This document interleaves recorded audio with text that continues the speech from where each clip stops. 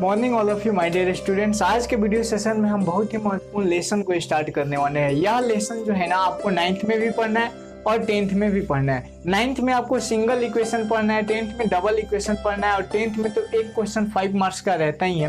5 marks से ज़्यादा भी हो जाता है, कभी कभी ग्राफिया मेथड से पूछता है, बट उसको हम लोग डील नहीं करेंगे। अभी हमें 9th पे फोकस करना है और 9th में जितने भी कॉन्सेप्ट हैं, ये बात जान लो कि 9th में जितना कॉन्सेप्ट दिया हुआ है ना, सारे कॉन्सेप्ट के आधार पर ही आपको 10th में के मैथ्स को समझना है। जैसे इसके पहले मैं पोलिनोमियल्स के ले लूँ, रियल नंबर से स्टार्ट करते हैं। तो रियल नंबर 9th में भी है, 10th में भी है। उसके बाद पोलिनोमियल्स 9th में भी है, 10th में भी है। फिर रैखिक समीकरण 9th में भी है, 10th में भी है। इसके पहले जस्ट हम लोगों ने खत्म किया था कोऑर्डिनेट ज्योमेट्री को, और कोऑर्डिनेट ज्योमेट्री 9th में भी है और 10th में भी है। तो मैं आपको जब भी लेसन स्टार्ट कर रहा हूं, मैं आपको प्रीफर करता हूं कि आप पहला वीडियो लेक्चर जरूर देखें, क्योंकि आप पहला वीडियो लेक्चर को अगर मिस कर देते हैं तो आपको आगे की चीजें समझ में नहीं आएगी। और ये सब ऐसे पॉइंट्स है जिसको मैंने बोर्ड पे लिखा है, या आखिर के थ्योरी में जो बताऊंगा वो थ्योरीज आपको एक बुक में तो कंफर्म है, गारंटी है नहीं मिलेगा। अलग अलग बुक्स को प्रीफर करना है। लगभग 10 बुक का निचोड़ में एक साथ आपको बोर्ड पे दे देता हूं, जिससे आप लोग जो है कम मेहनत करना पड़े। ठीक, टीचर का तो काम ही है ना हार्ड वर्क को आसान बना के देना आपको। ठीक, तो हम लोग आज इसको डील करेंगे। इसमें एक चर वाले रैखिक समीकरण, पहले मैंने पॉलिनोमियल्स पढ़ाया था, बिकॉज चर और अचर आपको पता हो, कांस्टेंट और वेरिएबल्स क्या होते हैं, इसके बारे में मैंने आपको ऑलरेडी डील कर दिया। चलिए स्टार्ट करते हैं। अगर आप वीडियो पे नए हैं तो चैनल को सब्सक्राइब कर दें, और साथ में लास्ट में अगर वीडियो अच्छा लगे तो लाइक करके जरूर जाना, साथ ही अपना महत्वपूर्ण कमेंट देना ना भूलें। ठीक है छोटू, और क्लासेज अगर आपको अच्छा लगते हैं ना तो आप अपने दोस्तों को भी शेयर जरूर करें। ठीक, स्टार्ट करते हैं हम लोग टॉपिक पे बिना टाइम वेस्ट किए। पहला टॉपिक जो है, लेसन जो है 6 है। इसके पहले 5 लेसन मैंने ऑलरेडी यूट्यूब पे कंप्लीट करा रखा है। नहीं देखे हो आप तो वीडियो के प्लेलिस्ट में जाओ चैनल के, और वहां से सारे वीडियोस को देखो, या हमारे नंबर पे 7903926362 पे जो वीडियो के डिस्क्रिप्शन में दिया गया, इस पे आप कमेंट करो, हाई लिख के, हाई स्टडी लिख के भेजोगे, वहां पे आपके सारे वीडियोज का लिंक मैं आपको व्हाट्सअप कर दूंगा, तो आप वहां से भी पढ़ सकते हो। ठीक है छोटू, छठा लेसन जो है इसका नाम है दो चर वाले रैखिक समीकरण।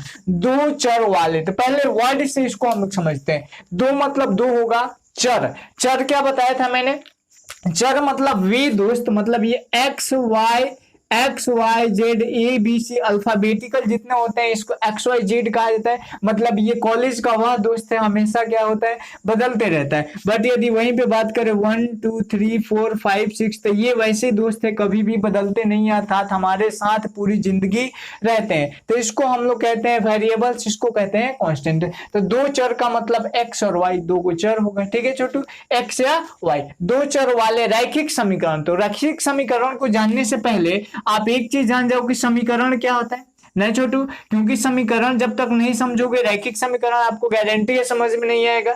चलो यहाँ पे देखो, समीकरण का मैंने डिफिनेशन ऑलरेडी बोर्ड पे लिख रखा है, उसको आप ध्यान से पढ़ो और कॉपी में से पहले तो आप इसका स्क्रीनशॉट ले लो एक अच्छा सा, क्योंकि मैं समझा दूंगा तो काफी रफ हो जाएगा और उसके बाद आपको लिखने में थोड़ा सा प्रॉब्लम आ सकता है।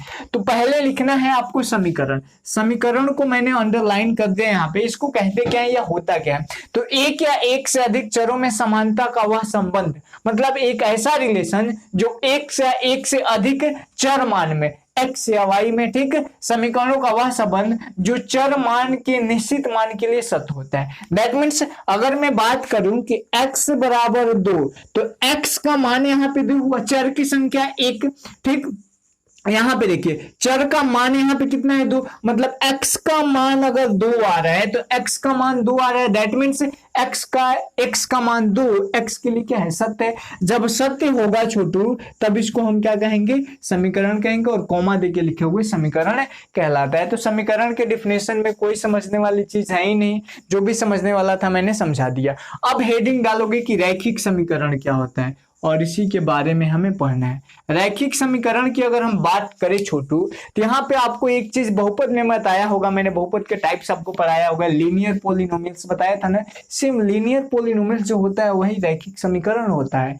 अब देखो क्या है, वैसा समीकरण जिसका घात दैट मीन्स पावर 1 हो। दैट मीन्स एग्जाम्पल की अगर हम बात करें तो यहाँ पे मैं लिख दूं 3x + 4, बराबर 0। यह एक समीकरण हो गया। यहाँ पे देखो घात कैसे चेक करते हैं, तो हम लोग चेक करते हैं कि उसमें जितने भी चर हैं, चर का मैक्सिमम पावर कितना है। यहाँ पे देखो चर का मैक्सिमम पावर 1, और जब इसका मैक्सिमम पावर 1 है दैट मीन्स यह क्या है, रैखिक समीकरण है। ठीक है छोटू, यदि यहीं पे कह दे हम 3x + 4y = 2, तो यहाँ पे भी देखो x और y दो को चर माने, बट यहाँ पे x का पावर भी 1, y का पावर भी 1, दैट मीन्स ये भी क्या हो जाएगा आपका रैखिक समीकरण हो जाएगा। लेकिन इसी की बात करें हम 4x² + 2 = 0, तो यहाँ पे x² रह चुके, पावर यहाँ पे 1 नहीं है, 1 से ज्यादा है, दैट मीन्स यह जो होगा आपका रैखिक समीकरण नहीं होगा, क्योंकि यहाँ पे घात 1 से क्या हो गया, अधिक हो गया। तो आपको घात कितना रखना है, हमेशा 1 रखना है। ठीक हो छोटू, अब देखो रैखिक समीकरण को मैंने डील कर लिया। अब रैखिक समीकरण में हमें चैप्टर में पढ़ना है 2 चर वाले रैखिक समीकरण। 8वीं में आप पढ़े होंगे 1 चर वाले रैखिक समीकरण, बट मैं यहाँ पे भी डील करूंगा कि 1 चर वाला रैखिक समीकरण होता क्या है, इसका मानक रूप क्या होता है, इसका ग्राफिकल रिप्रेजेंटेशन कैसे होता है, इसको कैसे सॉल्व किया जाता है, ये सारा चीज मैं अभी इसी वीडियो सेशन में बताने वाला हूँ। जस्ट वेट ए सेकेंड। ठीक, अब देखो एक चर वाला रैखिक समीकरण, दैट मीन्स चर की संख्या 1 और वो होना चाहिए क्या, रैखिक समीकरण। तो वैसा रैखिक समीकरण जिसमें चर की संख्या 1 उसी को क्या कहते हैं, रैखिक समीकरण। इसके डिफिनेशन में मुझे कुछ भी समझाने वाला या फिर कोई लॉजिकल बात लगा नहीं था, इसलिए मैंने इसका डिफिनेशन नहीं लिखा। ठीक है छोटू, नाम से स्पष्ट है। अब देखो इसका स्टैंडर्ड फॉर्म होता है, जैसे दुनिया में जितनी भी चीजें हैं सबका स्टैंडर्ड फॉर्म होता है। यदि ईंट का एग्जाम्पल लें तो ईंट जो होता है क्यूबिक होता है, घनाभ के आकार का होता है ना। डंडा जो होता है सरल रेखा में होता है। प्रिज्म जो होता है ट्रायंगुलर शेप में होता है। मनुष्य जो होता है इसका एक शेप होता है ऐसे कि 2 हाथ 2 पैर और मुंह वगैरह ये सब शेप होता है। उसी प्रकार रैखिक समीकरण का भी शेप होता है, जिसको मानक रूप स्टैंडर्ड फॉर्म के नाम से जाना जाता है। स्टैंडर्ड फॉर्म बोले तो यहाँ पे देखो स्टैंडर्ड फॉर्म मैंने लिखा है मानक रूप किसका, एक चर वाले रैखिक समीकरण का, x + b = 0 होता है। जहां पे ये बात याद रखना है कि a का मान कभी भी 0 नहीं होना चाहिए। यदि a का मान 0 होता है तो वह रैखिक समीकरण अर्थात एक चर वाला रैखिक समीकरण नहीं होगा। ठीक है छोटू, ये बात याद रखो। तो इसका फॉर्म किसमें होता है, x + b = 0। यहाँ पे आपको मैं क्यों दिया हूँ, अगर एग्जाम्पल दे दिया जाए, यहाँ पे देखो 3x + 4 = 0, पूछेगा कि बताओ ये एक चर वाला रैखिक समीकरण है कि नहीं। तो देखो यहाँ पे लिखो x + b = 0, a इसके सामने, x इसके सामने, प्लस b और यहाँ पे 0, सब एक दूसरे के सामने अर्थात सब वैल्यू है, दैट मीन्स एक चर वाला रैखिक समीकरण। उसी प्रकार यदि बात कर दे 3x = 0, बताओ ये रैखिक समीकरण है कि नहीं। तो यहाँ पे देखो छोटू, हम 3x को क्या लिख सकते हैं, 3x + 0 = 0, तो 3x मतलब ये हो गया ax प्लस ये हो गया b = 0, ये भी हो जाएगा एक चर वाला रैखिक समीकरण। उसी प्रकार यदि बात करें, अगर कह दे कि बताओ ये होगा कि नहीं, 3x और +4, या फिर इसको छोड़ो रहने दो, 2x और -4 = 0, बताओ ये रैखिक समीकरण है कि नहीं, वो भी एक चर वाला। तो इसको हम क्या लिख सकते हैं, 2x और माइनस को यहाँ पे हम प्लस कर दें और यहाँ पे -4 = 0 कर दें, तो कोई दुख तकलीफ तो नहीं होगा। अब देखो ये क्या हो गया, x, ये पूरा हो गया b बराबर क्या हो गया 0, दैट मीन्स ये भी एक चर वाला रैखिक समीकरण हो गया। ठीक है छोटू, तो ऐसे आसान कॉन्सेप्ट है, आपको आनी चाहिए, नहीं आता है तो सीख लो, मैंने अभी बता दिया। ठीक है छोटू, अब इसको मिटाते हैं, अब इसको क्या करते हैं, मिटा देते हैं, और एक एग्जाम्पल को मैं रहने देता हूं बिकॉज एक चीज और बताना है। चलो अब तो आपको पहचानने आ गया होगा कि एक चर वाला रैखिक समीकरण दिखता कैसे, मतलब उसका स्टैंडर्ड फॉर्म कैसे होता है। स्टैंडर्ड फॉर्म कैसे होता है, ax + b = 0, यही होता है इसका स्टैंडर्ड फॉर्म। हालांकि ये 8वीं में आपको पढ़ ली होगा।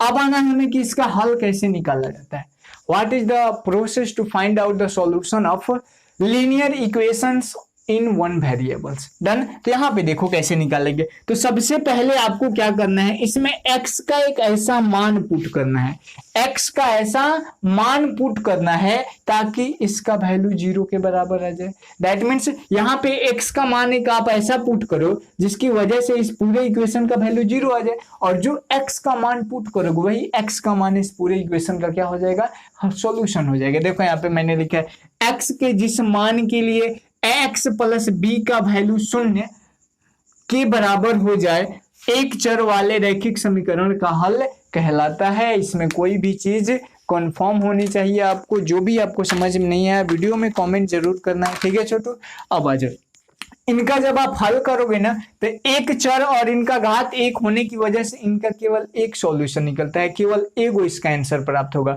और इसी को अद्वितीय, अद्वितीय मतलब अमतलब नहीं, अद्वितीय मतलब दूसरा, इसका दूसरा कोई हल नहीं होता है। दैट मीन्स केवल एक हल होता है और वह हल क्या होता है, यूनिक हल होता है। ठीक है छोटू, ये कुछ महत्वपूर्ण पॉइंट से एक चर वाले रैखिक समीकरण के बारे में। अब हम आते हैं दो चर वाला रैखिक समीकरण। मैं ऊपर वाले को मिटा देता हूं, ऊपर वाला में तो कुछ है नहीं, ठीक है, चलो उसको मैं इसी में कुछ ना कुछ सॉल्यूशन कर देता हूं, चेंजेस कर दूंगा तो हो जाएगा। ठीक है छोटू, यहाँ पे देखो ये बदल जाएगा, ये बदल जाएगा और यहाँ पे ये तो पूरा बदल जाएगा। अब दो चर वाले रैखिक समीकरण को हमें देखना है छोटू, दो चर वाला रैखिक समीकरण क्या है उसी को हम देखेंगे। ठीक है, चलो अब हेडिंग डालोगे आप दो चर वाले रैखिक समीकरण, दो चर वाले रैखिक समीकरण। दो चर वाले रैखिक समीकरण की बात करें तो इसका भी डिफिनेशन आप खुद बोल दोगे, एक ऐसा रैखिक समीकरण जिसमें चरों की संख्या कितनी हो, दो हो। दैट मीन्स इसका स्टैंडर्ड फॉर्म जो होगा छोटू वह क्या हो जाएगा, स्टैंडर्ड फॉर्म की बात करें तो यहाँ पे हो जाएगा ax प्लस by और plus c is equal to 0 हो गया स्टैंडर्ड फॉर्म। और यहाँ पे जहां a, b not equal to 0 तथा a और b का मान क्या होना चाहिए, 0 नहीं होना चाहिए। अब ऐसा क्यों होता है, देखो मैं a और b का मान 0 लेके देखता हूं। जैसे पहले पता कर लो कौन कौन होगा। इसकी बात करें हम 3x प्लस 4y बराबर 0, बताओ ये होगा कि नहीं, तो बिल्कुल होगा क्योंकि हम इसको लिख सकते हैं 3x प्लस 4y प्लस 0 बराबर 0। ये हो गया x plus by plus c बराबर 0, ये हो गया दो चर वाला रैखिक समीकरण, हुआ कि नहीं। उसी प्रकार यदि हम एग्जांपल बात करें, एक और एग्जांपल ले लेते हैं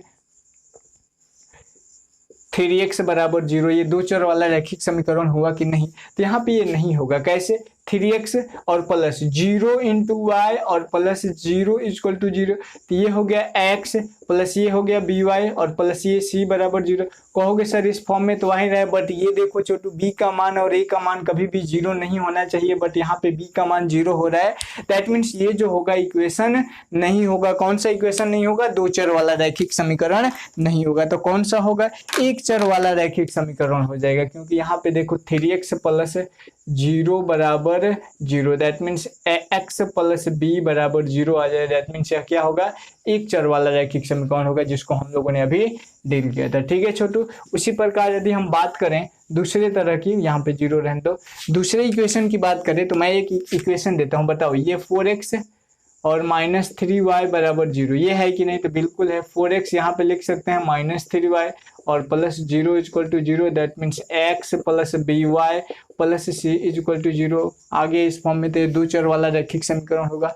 बहुत सारा एग्जांपल आपको क्वेश्चन में मिलेगा। एक्सरसाइज 6.1 स्टार्ट करेंगे हम लोग अभी इस वीडियो के लास्ट सेशन में, तो वहां पे हमें देखने को मिलेगा छोटू, तो टेंशन नहीं लेना है, इतना समझ लो, उसके बाद हम आगे बढ़ते हैं। स्टैंडर्ड फॉर्म आपको याद होना चाहिए, एक चर वाले रैखिक समीकरण का standard form x plus Y equal to 0, sorry x plus B equal to 0, और दो चर वाले रैखिक समीकरण का x plus B Y plus C equal to 0। इसका हल कैसे निकालते हैं, तो x के जिस मान के लिए, x के जिस मान जहां पे है ना, यहाँ पे आप दो चीज लिखो, x तथा y के जिस मान के लिए, x तथा y के जिस मान के लिए, y के जिस मान के लिए x प्लस बी वाई और प्लस c का value, x plus B Y plus c का वैल्यू शून्य के बराबर हो जाए, शून्य के बराबर हो जाए, शून्य के बराबर हो जाए,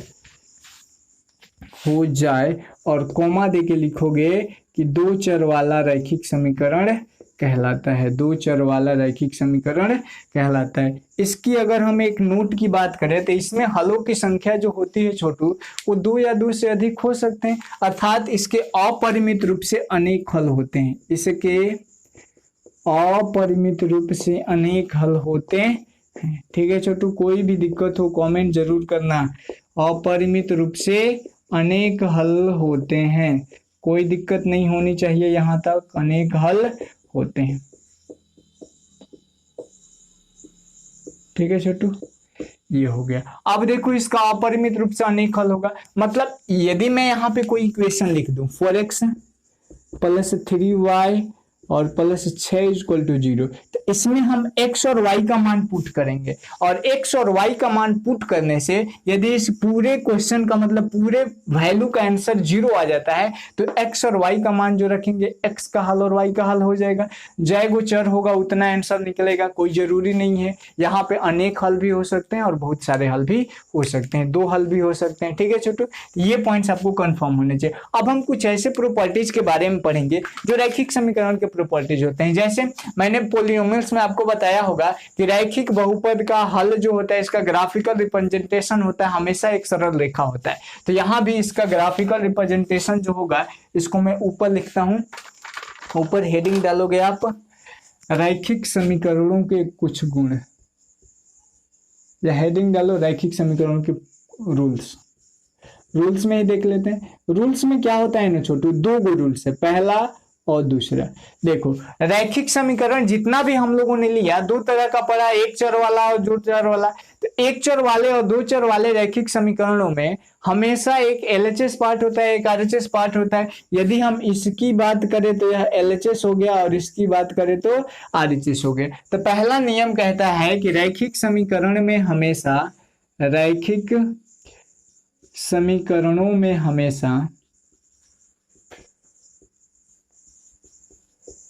हमेशा दोनों पक्षों में, दोनों पक्ष मतलब LHS तथा RHS, दोनों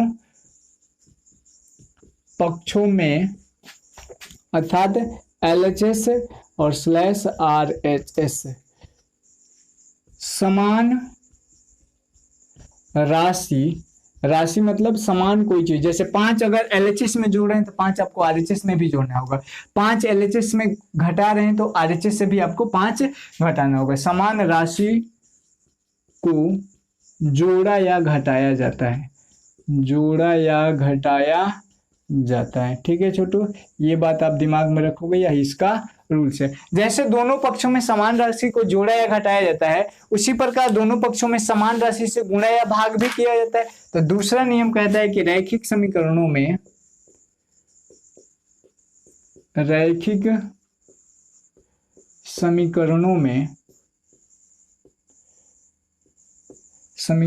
हमेशा दोनों पक्षों में अर्थात LHS और RHS में समान राशि से गुणा या भाग दिया जाता है, समान राशि से गुणा या भाग दिया जाता है। ठीक है छोटू, भाग दिया जाता है। समझ में आया होगा। कहने का मतलब अगर आपको कोई इक्वेशन दिया है और उस इक्वेशन में कोई चीज जोड़ना होगा तो LHS में भी जोड़ोगे, RHS में भी जोड़ोगे। इसका सिंपल समझने का लॉजिक देखिए। आप तराजू देखें ना आप लोग, मैं इसको मिटा देता हूँ। तराजू को देखो, अगर 1 किलो कोई चीज हमें तौलना होगा, वेट करना होगा, तो हम क्या करते हैं, एक तरफ 1 किलो का बटखरा रखते हैं। आपको जनरल मैनुअल तराजू देखना है। मान लीजिए अगर ये तराजू का 2 पहलू हो गया और यहाँ से यह कनेक्ट है रस्सी के द्वारा,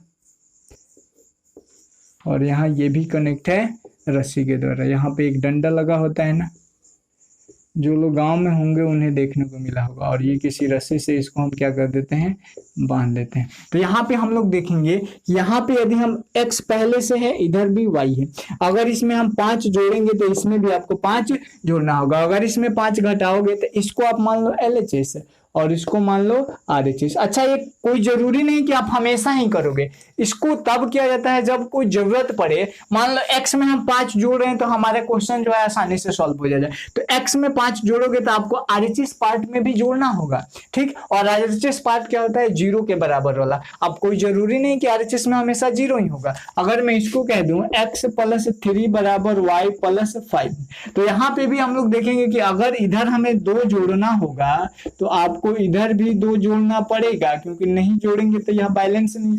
क्यों जोड़ा जाता है, क्योंकि इसके बीच में ये साइन दे दिया, और यही साइन कहता है कि इन दोनों का वैल्यू हमेशा बराबर होना चाहिए। यदि ये मैं हूँ, ये मैं हूँ और ये आप हो, तो यदि हम दोनों बराबर होंगे, तो यदि मैं थोड़ा सा खाऊंगा तो आपको भी थोड़ा सा खाना होगा, तभी तो हम दोनों एक दूसरे के इक्विवेलेंट होंगे। ठीक है छोटू, तो ये बात आपके दिमाग में होना चाहिए। अब रैखिक समीकरणों का जब आप ग्राफिकल रिप्रेजेंटेशन करोगे, ग्राफ खींचोगे, तो हमेशा एक सरल रेखा प्राप्त होगा। तो तीसरा नियम लिखोगे कि रैखिक समीकरणों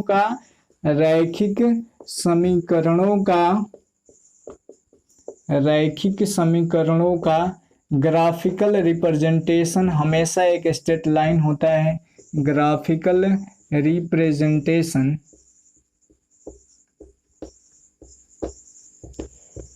हमेशा एक सरल रेखा होता है, हमेशा एक सरल रेखा होता है, हमेशा एक सरल रेखा। सरल रेखा मतलब एक सीधा लाइन होता है। डन। तो ग्राफिकल रिप्रेजेंटेशन को हिंदी में क्या बोलोगे? ग्राफीय निरूपण। लो हिंदी लिख लो, ग्राफीय निरूपण। ठीक है छोटू। ग्राफिकल निरूपण जब करोगे किसका? रैखिक समीकरणों का, तो हमेशा आपको ग्राफ पे एक सरल रेखा स्ट्रेट लाइन की प्राप्ति होगी, और वही जो स्ट्रेट लाइन होगा उसके सॉल्यूशन को डिनोट करेगा। तो ये तीनों रूल का आप एक अच्छा सा स्क्रीनशॉट ले लो, और फिर हम लोग आगे की तरफ बढ़ते हैं। यहां तक में आपको कोई भी कंफ्यूजन हो तो आप जरूर बताएं। ठीक, चलो अब देखो एक और टॉपिक आता है, छोटा सा टॉपिक है जिसको कहा जाता है तुल्य या समतुल्य समीकरण। क्या है? तुल्य है, स्टार देके लिखोगे, तुल्य या समतुल्य,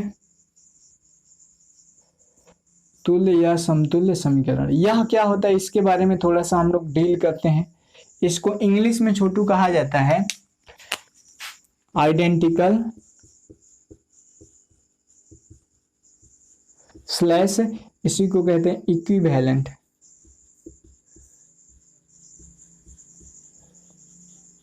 इक्वेशन। ठीक है, अब देखो इसको क्या कहेंगे। तो यहां पे आपको क्या होगा, दो को रैखिक समीकरण दिया हो गया, और दो रैखिक समीकरण के यदि सॉल्यूशन एक ही आता है, मान लो हमने एक सॉल्यूशन लिखा 3x + 4, मान लेना एग्जैक्टली नहीं है, 3x + 4 = 0। इसको हल करने पे हमें 5 की प्राप्ति हो रही है, मतलब इनका हल हमें 5 मिल रहा है। वहीं पे लिख दे 3y + 5 = 0, और इसको भी हल करके हमें 5 ही वैल्यू प्राप्त हो रहा है। अर्थात कहने का मतलब हो कि दोनों समीकरणों का, दोनों रैखिक समीकरण है, दोनों समीकरणों का हल करने पे हमें समान राशि की, समान अंक की, समान वैल्यू की प्राप्ति हो रही है। अर्थात ये दोनों जो होंगे एक दूसरे के तुल्य होंगे, समतुल्य होंगे। तो यहाँ पे लिखेंगे कि वैसे समीकरण, वैसे दो रैखिक समीकरण, वैसे दो रैखिक समीकरण, वैसे दो रैखिक समीकरण जिनके हल, ठीक है छोटू, जिनके हल समान होते हैं, और कॉमा देके लिखोगे, उन्हें तुल्य या समतुल्य समीकरण कहा जाता है। तुल्य या समतुल्य समीकरण कहा जाता है, तुल्य या समतुल्य समीकरण कहा जाता है। ठीक है छोटू, कहा जाता है। डन। चलो ये हो गया। अब हम लोग डिस्कस करेंगे एक्सरसाइज के ऊपर। ठीक है छोटू, इतना थ्योरी हो गया। ग्राफिकल रिप्रेजेंटेशन में नेक्स्ट वीडियो सेशन में आपको डील करूंगा कि ग्राफ कैसे खींचा जाता है इनका, और उसको नेक्स्ट वीडियो सेशन में हम बताएंगे कि आपको एक चर वाले रैखिक समीकरण, सॉरी दो चर वाले रैखिक समीकरण का ग्राफ कैसे खींचा जाता है। आप एक्सरसाइज पे आ जाओ, एक्सरसाइज 6.1 रीडिंग डालना आप, एक्सरसाइज 6.1। पहला क्वेश्चन देखो, आपको स्क्रीन पे दिख रहा होगा। कह रहे हैं कि नीचे दिए गए समीकरणों के x + by + c = 0 के रूप में लिखिए। पहला काम आपको करना है पहले क्वेश्चन में कि जो भी समीकरण है x + by + c = 0 के फॉर्मेट में आपको लिख देना है। आफ्टर ऑल हमें a, b और c के मान को पता करना है। a का मान, b का मान, c का मान क्या होगा, इसी को हमें जानना है। चलो आ जाओ पहला क्वेश्चन पे। पहला क्वेश्चन कह रहे हैं 2x + 3y = 2x + 3y = 4.37। Done, यही दिया है ना 4.37। इसको आप क्या करो, इस फॉर्मेट में लिखो। तो यहाँ पे देखो x के फॉर्म में हो गया, by के फॉर्म में हो गया, c को इधर ला लो। तो यहाँ पे लिखेंगे 2x + 3y, और यहाँ पे प्लस है तो यहाँ भी आप प्लस रखोगे, और ये जब उधर से आएगा तो माइनस में हो जाएगा। 4.37 इज इक्वल टू क्या हो गया, 0 हो गया। अब यहां से एक चीज हमें कंफर्म हो गया कि ए का मान कौन होगा, बी का मान कौन होगा और सी का मान कौन होगा। देखो यहाँ पे ये जो 2 था यह हो गया ए का मान, इसको मैं यहाँ पे लिखता हूँ, पहले इसका फॉर्मेट लिख दो, एक्स प्लस बी वाई और प्लस सी बराबर 0। ये 0 से मैचिंग कर रहा है, ये जो पूरा है यह सी का मान हो गया, ये जो y को छोड़ के y कॉमन है तो इसको छोड़ के b का मान हो गया, x कॉमन है तो x छोड़ के इसको दैट मीन्स a बराबर 2, b बराबर 3 एंड c बराबर -4.37, यही आपका करेक्ट आंसर हो जाएगा। ठीक है छोटू,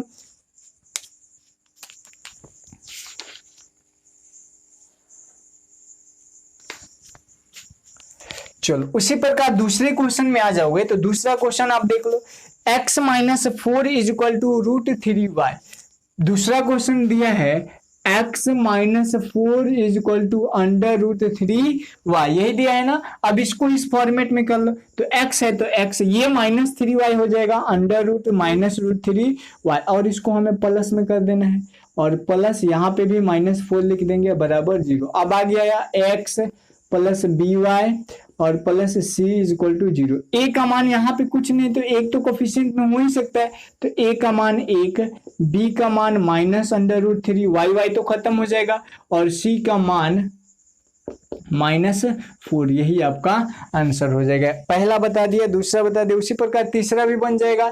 तीसरा देखो क्या कह रहा है, क्वेश्चन नंबर 3 जो है इसका कह रहा है 4 is equal to 5x, 4 is equal to 5x -3y। तो इसको हम लोग क्या करते हैं, इसी को उधर भेज देते हैं, तो ये 5x पहले से यहाँ पे क्या हो जाएगा 0 बराबर 5x -3y, और ये जब -4 इधर आएगा तो +4 है -4। अब इसको हम इधर ला लेते हैं, तो 5x और -3y तो रहने देते हैं, बट यहाँ पे हम प्लस लगा देते हैं, और यहाँ पे प्लस यहाँ पे -4 हो जाएगा बराबर 0। ये a का मान हो गया 5, b का मान हो गया -√3 और c का मान हो गया -4। ठीक है, रूट नहीं -3 और -4 हो गया। ठीक है छोटू, बन जाएगा क्वेश्चन। उसी प्रकार 4 नंबर क्वेश्चन कह रहे हैं 2x is equal to y, 2x is equal to y, इसको बुला ले तो 2x -y is equal to 0। तो 2x और इसको क्या कर सकते हैं प्लस -y और प्लस यहाँ पे 0 बराबर 0, ये a का मान, यहाँ पे कुछ नहीं होगा तो -1 b का मान, और यहाँ पे ये हो जाएगा c का मान 0। बन गया क्वेश्चन नंबर पहला। क्वेश्चन नंबर दूसरा देखो क्या कह रहे हैं, कह रहे हैं निम्नलिखित समीकरणों में से प्रत्येक को 2 चर वाले रैखिक समीकरणों के रूप में व्यक्त कीजिए। तो इसका आधा क्वेश्चन कह रहे हैं, इसमें तो व्यक्त करना ही था बट एबीसी का मान भी निकालना था। अब इसमें आपको क्या करना है, इसका क्या करना है, आपको सिर्फ x plus B Y plus c के फॉर्मेट में लिख देना है। फॉर्मेट में लिख दोगे आंसर आ जाएगा। क्वेश्चन नंबर 2 का पहला देख लो, क्वेश्चन नंबर 2 का पहला कह रहा है x is equal to -5, x is equal to -5, इसको हमें x प्लस बी वाई और प्लस सी बराबर 0 के फॉर्मेट में लिखना है। तो x को हम इधर ला देते हैं, तो x -5 इधर आएगा तो +5 बराबर 0 हो जाएगा ना। अब देखो x है तो x प्लस y नहीं है, तो यहाँ पे हम 0 इंटू वाई करें तो कोई हर्ज होगा, फिर y में 0 से गुणा होगा तो 0 और 0 नहीं लिखा जाता है, और प्लस c के जगह पे 5 बराबर 0, यही आपका आंसर हो गया कि नहीं। दूसरा क्वेश्चन पे आ जाओ। दूसरा नंबर क्वेश्चन कह रहा है y बराबर -2, तो इसी प्रकार बन जाएगा। तीसरा question 2x is equal to 3, 2x तीसरा देख लो, 2x इज इक्वल टू 3, तो 2x और -3 इज इक्वल टू 0, तो 2x है तो 2x प्लस y वाला नहीं है तो 0 इंटू वाई कर सकते हैं, और प्लस -3 इज इक्वल टू 0, यही आपका आंसर दिया होगा। या 2x प्लस 0 इंटू वाई -3 बराबर 0, दोनों में से कोई एक आंसर दिया होगा और दोनों ही आंसर सही है। क्वेश्चन नंबर चौथा भी ऐसे है, 5y बराबर 2 दिया है तो 5y -2 बराबर 0, तो x वाला नहीं दिया है तो 0 इंटू एक्स प्लस 5y -2 बराबर 0 आंसर हो जाएगा। क्वेश्चन नंबर 3 पे आ जाओ। क्वेश्चन नंबर 3 देखो क्या कर रहे हैं, 3 नंबर क्वेश्चन पढ़ो। 3 का पहला 3 नंबर क्वेश्चन कह रहे हैं कि जांच करें कि x बराबर 2 और y बराबर 1, x बराबर 2 और y बराबर 1 कि समीकरणों के हल है या नहीं। पहला क्वेश्चन कह रहे हैं 2x plus 3y 2x plus 3y equal to 7 2x plus 3y equal to 7। कहने का मतलब ये हुआ ये 2x plus 3y equal to 7 दिया है, इसमें आपको x का मान 2 रखना है, y का मान 1 रखना है और x और y का मान रखने पे देखना है कि हमें अगर 7 के बराबर वैल्यू प्राप्त हो रहा है तो यह हल होगा और 7 के बराबर प्राप्त नहीं होगा तो हल नहीं होगा। चलो लिखेंगे यहाँ पे x बराबर 2 तथा y बराबर 1 रखने पर, ठीक है, y का मान और x का मान रख दो तो यहाँ पे है 2 इंटू 2 प्लस 3 इंटू 1 बराबर 7, 2 दूनी 4 प्लस 3 बराबर 7, 7 बराबर 7 आ गया। तो लिखेंगे चूंकि x तथा y का मान रखने पर x तथा y का मान रखने पर यहाँ पे ये भी लिख सकते हो कि x बराबर 2 तथा y बराबर 1। आप इसको राइट साइड में लिखना, मेरे पास जगह नहीं था तो मैंने नीचे लिख दिया। x बराबर 2 और y बराबर 1 रखने पर हमें LHS तथा RHS बराबर प्राप्त हो रहा है। LHS तथा RHS बराबर प्राप्त हो रहा है, बराबर प्राप्त हो रहा है। इसीलिए x बराबर 2 तथा y बराबर 1, x बराबर 2 तथा y बराबर 1 समीकरण क्या है, समीकरण को भी लिख दो। समीकरण 2x प्लस 3y बराबर 7 का हल और ये है, यही आपका आंसर हो गया। ठीक है, क्वेश्चन नंबर दूसरा भी ऐसे ही बन जाएगा, 3 का दूसरा, 3 का तीसरा और 3 का चौथा सेम इसी प्रकार बनेगा, कोई भी दिक्कत नहीं होनी चाहिए। अब आते हैं हम क्वेश्चन नंबर 4 पे। क्वेश्चन नंबर 4 भी ऐसे ही है, x बराबर -1 और y बराबर 3। 4 में मैं बता देता हूँ क्योंकि माइनस दिया है। ठीक है, क्वेश्चन नंबर आ जाओ 4 पे। x का मान -1 और y का मान कितना कह रहे हैं, x बराबर -1 y बराबर 3। चेक करना है समीकरण हल है कि नहीं। पहला क्वेश्चन करे 2x plus 5y equal to 13, 2x plus 5y equal to 13। x का मान यहाँ पे -1 तथा y बराबर 3 रखने पर रख दो तो 2 इंटू -1 और प्लस 5 इंटू 3 इक्वल टू 13। 2 में x है तो -2 प्लस 5 3 जा 15 इक्वल टू 13। 15 में से 2 घटेगा 13 बराबर 13। तो लिखेंगे यहाँ पे सेम वही चीज, चूंकि x तथा y का मान रखने पर हमें LHS तथा RHS बराबर प्राप्त हो रहा है, इसीलिए x बराबर -1 तथा y बराबर 3 समीकरण 2x प्लस 5y बराबर 13 का हल है। ठीक है छोटू, बन जाएगा। क्वेश्चन नंबर 4 का पहला बना दिया, दूसरा भी बन जाएगा, तीसरा चौथा भी बन जाएगा। आ जाओ क्वेश्चन नंबर 5 पे। 5 का मैं पहला बता देता हूँ। 5 नंबर में कह रहा है कि समीकरणों में a का मान ज्ञात करें। a का मान आपको ज्ञात करना है कि क्या होगा, जबकि आपको दिया है कि x का मान 1 रखना है और y का मान 1 रखना है। चलो पहला क्वेश्चन कर रहे हैं 5x प्लस 3y बराबर a। 5x प्लस 3y बराबर a। x का मान लिखेंगे, x बराबर 1 तथा y बराबर 1 रखने पर, y बराबर 1 रखने पर x का मान और y का मान 1 रख दीजिए।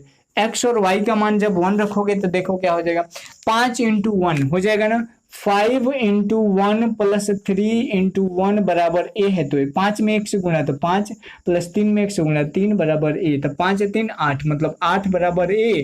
दैट मीन्स a का मान 8 है, यही आपका करेक्ट आंसर हो जाएगा। ठीक है छोटू, वैसे ही क्वेश्चन नंबर दूसरा बता देता हूं मैं। दूसरा कोएफिशिएंट में दे दिया है तो कैसे बनाओगे। 5 का दूसरा देख लो, क्वेश्चन नंबर 5 का दूसरा। 5 नंबर क्वेश्चन में a का मान आपको निकालना है, जबकि x का मान, चलो लिखा ही हूं मैं, दूसरा डायरेक्ट बनाते हैं। दूसरा कह रहे हैं x माइनस 2y बराबर 10। x minus 2y is equal to 10। ठीक है, तो लिखेंगे यहाँ पे x बराबर 1 तथा y बराबर 1 रखने पर। क्वेश्चन बड़ा इजी है, बस बनाने का तरीका होना चाहिए छोटो, आराम से बनेगा क्वेश्चन। x का मान 1 रख लो तो a into 1 minus 2 into 1 is equal to 10। a में 1 से गुणा करेंगे तो a, माइनस 2 में 1 से गुणा करेंगे तो 2, बराबर कितना हो जाएगा 10 है। तो a बराबर ये 10 है, ये माइनस 2 उधर जाएगा तो प्लस 2, ये पता है ना आपको, 10 2 कितना होता है 12, a का मान कितना आ गया 12, यही आपका आंसर हो जाएगा। क्वेश्चन नंबर तीसरा भी ऐसे ही बना लोगे। चौथा पे आते हैं। चौथा नंबर क्वेश्चन थोड़ा सा कंजक्टेड कर दिया है, मतलब कॉम्प्लेक्स कर दिया है। 7x प्लस 3ay बराबर 20। चलो रखते हैं, 7 है तो 7 लिखेंगे यहाँ पे, x बराबर 1 तथा y बराबर 1 रखने पर, y बराबर 1 रखने पर। ठीक है छोटू, 7 इंटू ए इंटू 1 प्लस 3 इंटू ए इंटू 1 बराबर 20, यही दिया है ना। चलो 7 में ए से गुणा करेंगे तो 7 को ए, प्लस 3 में ए से गुणा करेंगे तो 3 को ए बराबर कितना 20 है। 7 को ए या 3 को ए, कई को ए, 10 को ए बराबर 20, 0 से 0 कटेगा तो ए का मान कितना आ गया 2, यही आपका आंसर हो जाएगा। डायरेक्टली कटा सकते हो, 10 दूना 20। तो क्वेश्चन नंबर 1 से 5 तक हम लोगों ने सॉल्व कर लिया। इसके पहले हम लोगों ने थ्योरी को देखा था। ये भी एक्सरसाइज जो है ना, ये भी लेसन मात्र 2 से 3 वीडियोज में चला जाएगा। एक वीडियोज कंप्लीट है, दूसरा कल के हो सकता है, कल के वीडियो सेशन में खत्म हो जाए या परसों खत्म हो जाए। उसके बाद हम लोग ज्योमेट्री में स्टार्ट कर देंगे। अलजेब्रा पूरा और नंबर सिस्टम पूरा कंप्लीट हो जाएगा। उसके बाद ज्योमेट्री लगभग 2 महीने तक चलेगा, क्योंकि बहुत सारा चैप्टर पढ़ना है। त्रिभुज, चतुर्भुज, फिर चतुर्भुज का बहुत सारा टाइप, पैरेललोग्राम, रेक्टेंगुलर, आयत, वर्ग, सब चीज पढ़ना है। तो आज के वीडियो सेशन में इतना रहने देते हैं। नेक्स्ट वीडियो सेशन में हम लोग डील करने वाले इसी एक्सरसाइज का ग्राफिकल रिप्रेजेंटेशन। उसमें भी थ्योरी है, थ्योरी तो करना ही है, थ्योरी कर लो, उसके बाद अदर पब्लिकेशन का भी क्वेश्चन बनाओगे, आसानी से बनेगा। तो आज के वीडियो सेशन में इतना रहने देते हैं छोटू, मिलते हैं कल के वीडियो सेशन में। तब तक के लिए बाय बाय, टेक केयर।